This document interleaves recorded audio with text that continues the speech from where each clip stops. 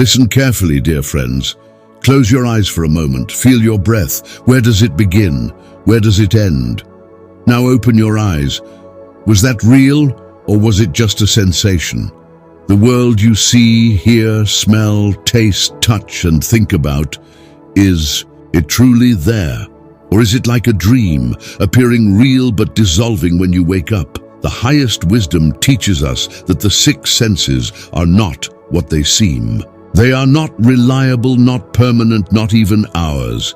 They are like a mirage in the desert, seen but not grasped. Let me tell you why. 1. Eye consciousness, the trickster of form. Rupa, the eye does not see. It is merely an instrument, like a camera lens that captures light and shape. But does it know what it sees? No. What we call seeing is just light hitting the retina, forming images in the mind. But if you close your eyes, does the world disappear? No, it remains without perception. This is how illusion works. What you see is not the truth.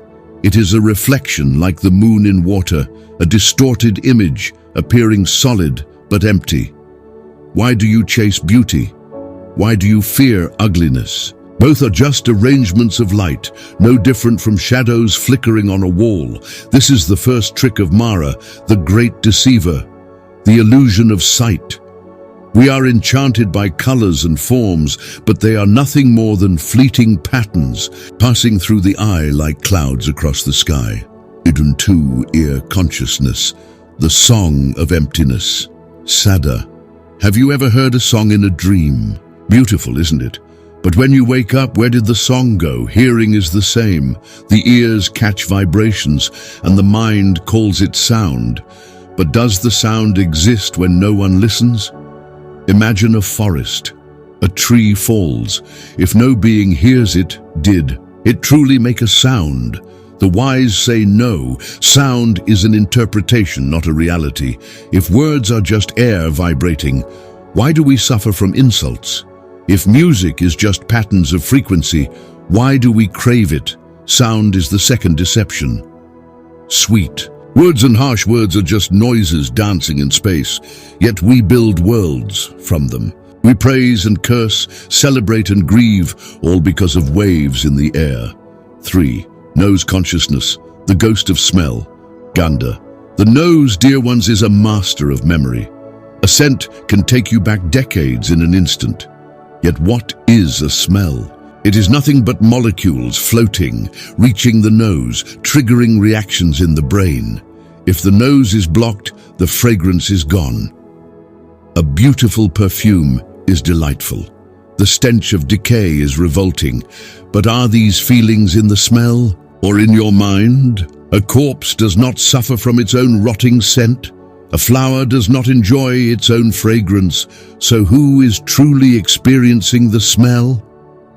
This is the third illusion, the attachment to fleeting scents, which have no reality except in our reactions. We label them pleasant or foul, but they are neither, just movements of air. 4. Tongue consciousness, the deception of taste, rasa. Why do we love food? Why do we suffer from hunger? Taste, dear ones, is just chemicals on the tongue, yet when we eat, we feel joy. When we starve, we feel pain. If taste were truly satisfying, then the first bite of cake would bring endless bliss. Yet after eating too much, we push the cake away. The wise do not chase flavors. Sweetness is a trap. Bitterness is an illusion. Even the most exquisite dish becomes tiresome after the appetite is sated. This is the fourth deception, the craving for fleeting pleasures, which turn into suffering when taken too far. Like chasing the wind, satisfaction never stays. 5. Body consciousness, the illusion of touch, phasa. Pleasure and pain, warmth and cold, soft and hard, are they real? Touch is just pressure against the skin. Heat is just molecules moving faster. Pain is just signals traveling through nerves. Yet we believe in these experiences as if they are absolute.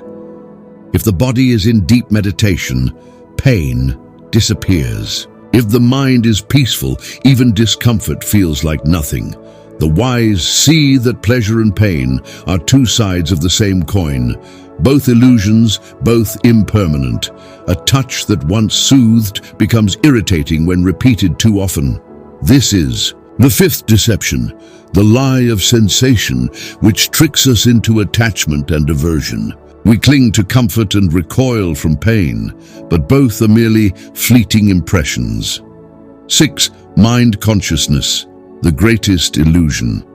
Mano vijnana, the mind, the most deceptive of them all. The mind creates all the other senses. It processes sight, sound, smell, taste, and touch. But is the mind real? Think of a dream. When you are inside it, it feels real. You laugh, you cry, you run. But when you wake up, it disappears. Now ask yourself, is this life not the same? What proof do you have that this is not another dream? The mind projects a world outside, but it is all happening inside, like a painter lost in his own painting, like a wave forgetting it is part of the ocean. This is the greatest deception, the illusion of self.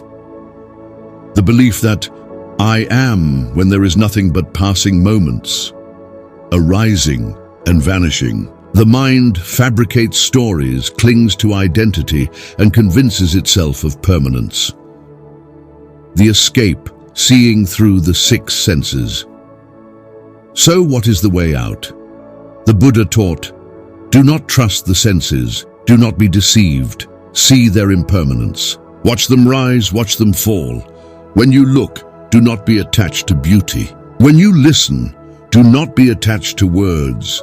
When you smell, do not be attached to fragrance. When you taste, do not be attached to flavor.